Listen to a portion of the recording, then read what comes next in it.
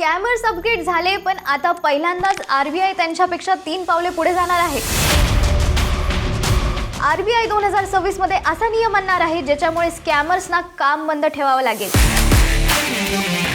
तुम्ही तयार आहात का 2026 च्या नव्या बँकिंग जगासाठी?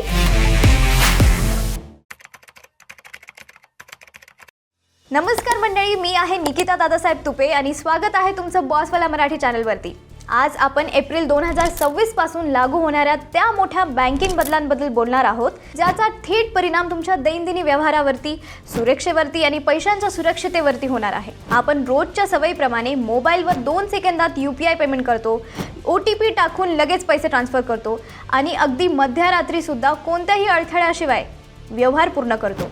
पण येत्या काळात ही संपूर्ण प्रक्रिया जसंच्या तसं राहणार नाही. एप्रिल 2026 पासून बँकिंग सिस्टममध्ये असे काही कडक आणि स्मार्ट नियम लागू होणार आहेत ज्याच्यामुळे पेमेंट करण्याची पद्धत, वेळ, सुरक्षा आणि प्रक्रिया आणि व्यवहारांची मर्यादा हे सर्वच बदलणार आहे. बरोबर ऐकलं. तर आजपर्यंत आपल्याला नॉर्मल वाटणारे इन्स्टंट ट्रान्सफर्स, अनलिमिटेड टायमिंग्स आणि कमी सुरक्षा स्टेप्स आता अधिक नियमबद्ध, अधिक मॉनिटर्ड आणि अधिक सुरक्षित स्वरूपात येतील. म्हणजेच पुढे जाणारा प्रत्येक UPI, IMPS किंवा कार्ड पेमेंट व्यवहार अधिक तपासला जाईल, अधिक व्हेरिफिकेशन मागेल आणि काही व्यवहार विशेष नियमामध्येच करावे लागतील. हे बदल फक्त तांत्रिक नाही, तर ते आपल्या दैनंदिन पैशांच्या वापराच्या सवयीच बदलून टाकणार आहे. त्यामुळे ही अपडेट समजून घेणं आपल्यासाठी अत्यंत महत्त्वाचं आहे. गेल्या काही वर्षात ऑनलाईन फसवणुकीचे प्रकार इतके वाढले की साधा माणूस, विद्यार्थी, वरिष्ठ नागरिक कोणीच सुरक्षित राहिलेला नाही. स्कॅमर्सनी केलेल्या या हल्ल्यांमुळे बँकिंग सिस्टमवरचा विश्वास डळमळू लागला आहे. म्हणूनच RBIने आता अधिक मजबूत, अधिक पारदर्शक आणि अत्याधुनिक सुरक्षा व्यवस्था लागू करण्याची पावले उचलली आहेत. ही नवी प्रणाली फक्त व्यवहार बदलणार नाही, तर तुमचे डिजिटल आयुष्य अधिक सुरक्षित करण्यासाठी प्रत्येक टप्प्यावर तुमची ओळख, तुमचे वर्तन आणि तुमचे ट्रान्झॅक्शन पॅटर्न ओळखून सुरक्षा वाढवणार आहे. त्यामुळे येणारे बदल हे भविष्याच्या सुरक्षित बँकिंगचे पाऊल आहेत. मागील 3 वर्षात फ्रॉडचा वेग किती भयानक पद्धतीने वाढलाय हे नीट पाहिलं तर अंगावर काटा येतो. 2022 ते 2023 मध्ये 13,494 फ्रॉड झाले आणि जवळपास 18,981 कोटींचं नुकसान झालं. आणि एवढंच नाही, तर त्यानंतर 2023 ते 2024 मध्ये फ्रॉडची संख्या अक्षरशः तिप्पट होऊन 36,060 पर्यंत पोहोचली. आश्चर्य म्हणजे इतक्या प्रचंड फ्रॉड नंतरही नुकसान 12,230 कोटींवर आलं. लोकांना वाटलं चला कदाचित परिस्थिती थोडी सुधारतीये. असं बिलकुल नव्हतं, कारण की 2024 ते 25 मध्ये एका वेगळ्याच पद्धतीने धक्का बसला. फ्रॉडचे केस कमी होऊन 23,953 वर आले, पण नुकसान तब्बल 36,014 कोटींवरती पोहोचलं. म्हणजे फ्रॉडची संख्या घटली, पण एका वर्षात स्कॅमर्सनी उचललेला पैशांचा जॅकपॉट 194% वरनी वाढला. याचा अर्थ एकदम स्पष्ट आहे. म्हणजे स्कॅमर्स कमी झाले नाहीत, ते फक्त अधिक प्रगत, अधिक हुशार आणि तंत्रज्ञानात अधिक खोल गेले आहेत. ते कमी फ्रॉड करून जास्त नुकसान करत आहेत. आणि म्हणूनच RBIला आता खेळाचा संपूर्ण बोर्डच बदलावा लागणार आहे. कारण स्कॅमर्स अधिक 2 स्टेप पुढे होते. आता 2026 पासून RBIने पहिल्यांदाच त्यांच्यापेक्षा 3 पावलं पुढे जाणार आहे. हे आता साधे OTP स्कॅम किंवा लिंक क्लिक करा प्रकारचे फॉल्टपणा उरलेला नाही. स्कॅमर्सनी स्वतःला अपग्रेड केलंय आणि तेही अशा लेवलवरती की सामान्य माणूस त्यांचा पत्ताच लावू नाही शकत. आज ते AnyDesk, TeamViewer सारखी स्क्रीन शेअरिंग ॲप्स वापरून तुमचा पूर्ण फोन त्यांच्या हातात घेतात.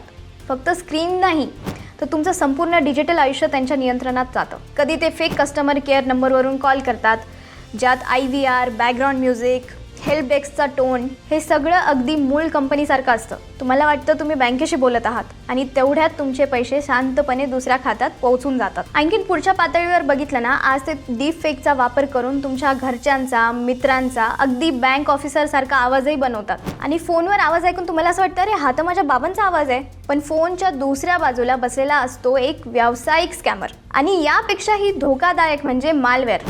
फक्त एक हार्मलेस दिसणारी PDF नाही, एक इनवॉइस, पार्सल ट्रॅकिंग लिंक आणि त्या एकाच क्लिकमध्ये मालवेअर तुमच्या मेसेजेस, पासवर्ड, OTP कॉन्टॅक्ट सगळ्यात शिरतं आणि तुम्ही झोपलेले असताना तुमच्या नावावर व्यवहार होऊन जातात. एक गोष्ट पक्की लक्षात ठेवा, आता स्कॅमर्सचा टार्गेट तुमचा फोन नाही, तुमचा अकाउंट नाही, तुमचा डेटा नाही, तर स्कॅमर्सचा खरा टार्गेट आहे तुमचा विश्वास. कारण एकदा तुम्ही विश्वास ठेवला, बाकीचं काम ते स्वतःहून होऊन जातं. ही परिस्थिती इतकी गंभीर झाली आहे की RBIने अखेर मोठे पाऊल उचललं आहे. 1 एप्रिल 2026 पासून देशभरातील बँकिंग सिस्टम एकदम नव्या फ्रेमवर्कमध्ये जाणार आहे आणि हे फक्त बँक पुरतं मर्यादित नाही. UPI wallet, net banking, credit cards म्हणजे जीपे, फोनपे, पेटीएम, भीम, ॲमेझॉन पे, बँकिंग ॲप्स हे सगळ्यांवरती नियम लागू होतील. हा बदल म्हणजे केवळ अपडेट नाही, हा डिजिटल व्यवहारांचा नवीन युग आहे. सर्वात मोठा आणि महत्त्वाचा बदल म्हणजे डायनॅमिक 2 फॅक्टर ऑथेंटिकेशन. आतापर्यंत OTP म्हणजे एक फिक्स्ड प्रोसेस होती.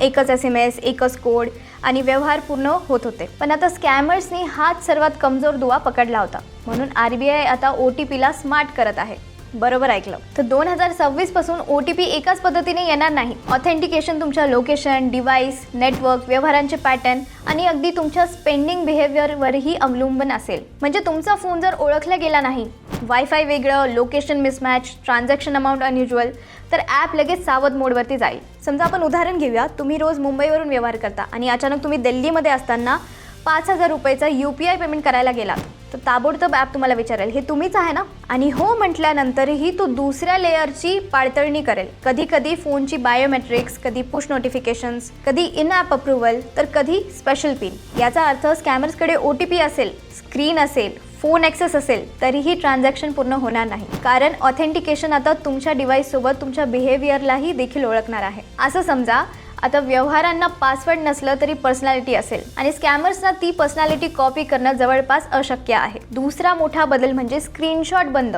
आणि बँकिंग ॲप्सचा स्क्रीनशॉट किंवा स्क्रीन रेकॉर्डिंग घेता येणार नाही तुम्हाला. स्कॅम रोखण्यासाठी हा कडक निर्णय आहे. तसेच नाईट टाईम ट्रान्झॅक्शन लॉक हा युजर कंट्रोल फीचर असेल. तुम्ही ठरवाल की रात्री 11 ते सकाळी 6 या वेळात तुमच्या फोनवरून पेमेंट होऊ नये. या दरम्यान स्कॅमर्सने ट्रान्झॅक्शन करण्याचा प्रयत्न केला तर तो आपोआप फेल होईल. जर तुमच्या फोनमध्ये कुठलेही रिस्की किंवा सस्पिशियस ॲप सापडले तर तुमचे बँकिंग ॲप आपोआप बंद होतील आणि ते पुन्हा चालू करण्यासाठी तुम्हाला ते ॲप डिलीट करावंच लागेल. याशिवाय या सगळ्यात मोठ्या बदलांपैकी एक म्हणजे OTP आता SMSवर येणार नाही.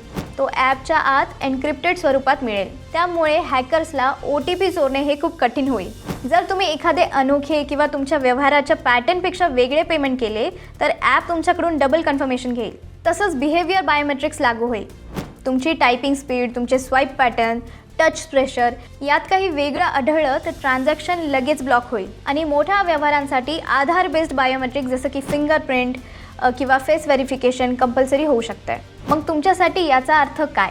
थोडक्यात सांगायचं झालं तर RBI आता तुमचं अकाउंट आणि तुमचे पैसे अधिक सुरक्षित करण्याचा प्रयत्न करत आहे. या नियमामुळे remote control frauds, screen sharing scam आणि OTP थेफ्ट मोठ्या प्रमाणात कमी होण्याची शक्यता आहे. पण सर्वात महत्त्वाचं म्हणजे टेक्नॉलॉजी कितीही ॲडव्हान्स असली तरी तुम्ही स्वतः OTP शेअर केला किंवा अननोन लिंक क्लिक केली तर कोणत्याही सिस्टम तुम्हाला वाचवू शकत नाही. शेवटी एकच मेसेज आहे, फ्रॉडर सतत अपग्रेड होत होते आणि आता RBI देखील त्यांना थेट उत्तर देत आहे.